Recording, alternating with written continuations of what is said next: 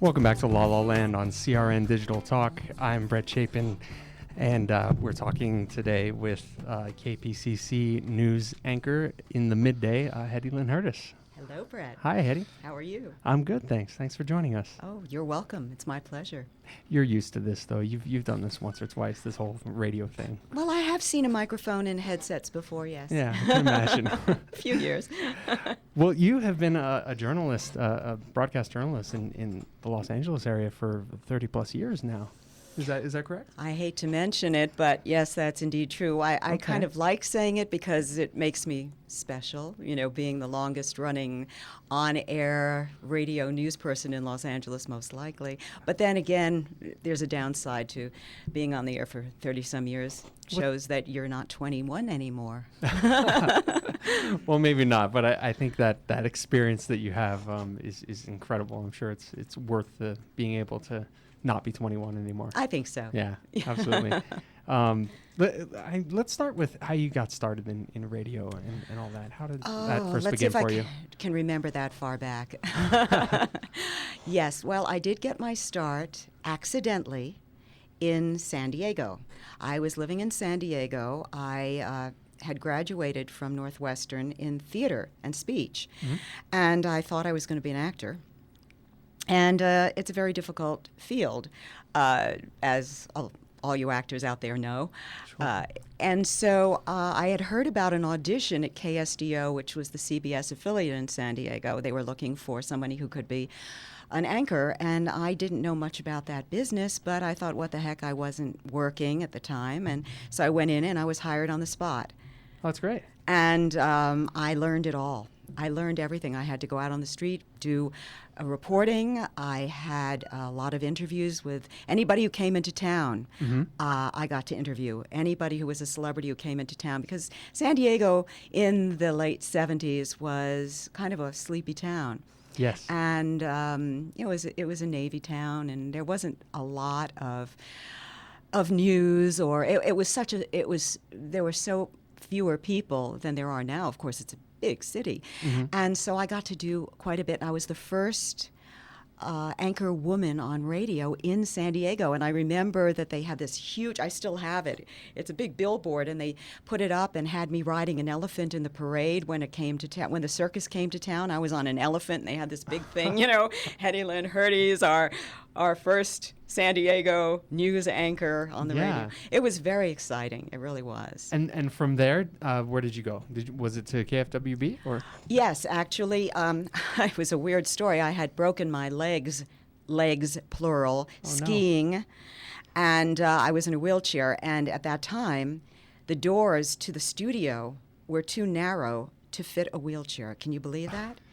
And there were no illegal. Well, now, but not then. Yeah. And so I didn't have a job when I was able to walk again. They had to hire someone else to replace me, and so they had heard about me in Los Angeles at KFWB and asked me to come up, and would I work at the station? And I thought, well, LA is a good town. Why not? Yeah. So I moved lock, stock, and barrel up to LA. Not that far and hard to move, and then I got started at KFWB, where I had been for a long time, on and off. I would be there for a while and then do something else, try television, and then go back to, it was my home, and they would always take me back. Sure. Oh, let her go and experiment and do things, and then I'd come back, and I loved it. I worked at all three locations. KFWB moved from one place to another, and I moved with them. And it's fantastic. Yeah, and so that's my how I got into the business story. And from KFWB, you went to KPCC. Is that right?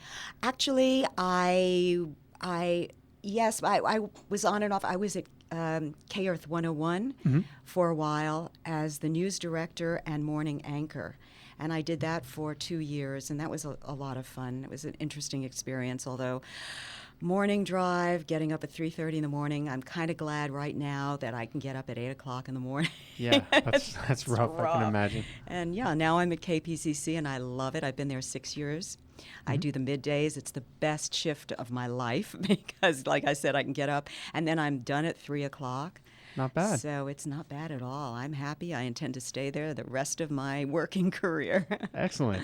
And you've done some work in film as well. I'm looking at your IMDb page, and it's just a cacophony of well-known shows. Moonlighting, The Terminator, Superman, Throw Mama from the Train.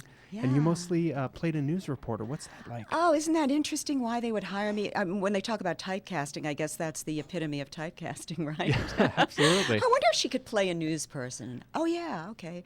Yeah, it was because I had my SAG card, and I knew what a newsroom situation was like, or out in the field, I knew what it was like. So sometimes the production people would hire me to help them decide if this was really, is this the way it really is? So not only would I be the newscaster, but I'd also help them direct the scene to make sure it was the way it really is in real life. That's great. So so I got to do quite a bit.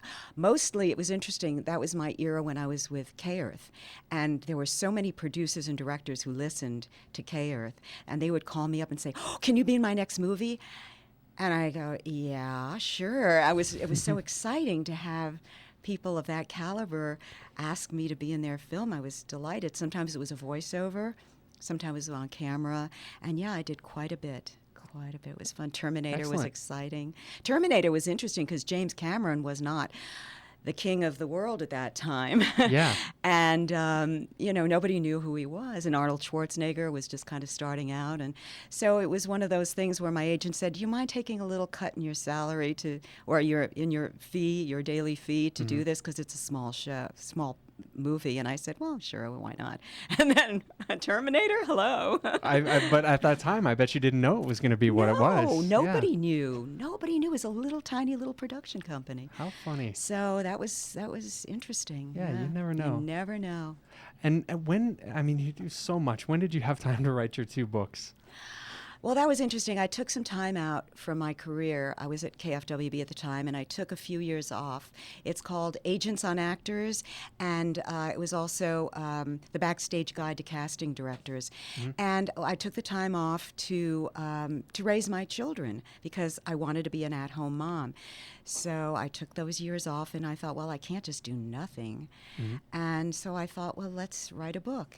And I was able to do the interviews on the phone with agents and casting directors. Each book had 60 people that I interviewed, 30 of them in LA and 30 of them in New York, and some actually around the country in other areas where they did films. And it was a fascinating experience for me. I bet you learned as so well. much. You must have learned so much talking to them. I did. I have some great stories about actors who were nobody at the time, and then they were discovered. That was so much fun. How were they discovered? So, if you can get a copy of the book, I don't know if it's still available, but they're very interesting stories. Absolutely. Get her books, guys. Agents on Actors and the Backstage Guide to Casting Directors. Yeah. We're talking with KPCC's Hetty Lynn Hurtis. If you have any questions for Hetty, make sure you give us a call at 1-800-336-2225. That's 1-800-336-2225. And we'll be back to talk to her a little more about some things she has going on right now on La La Land on CRN Digital Talk.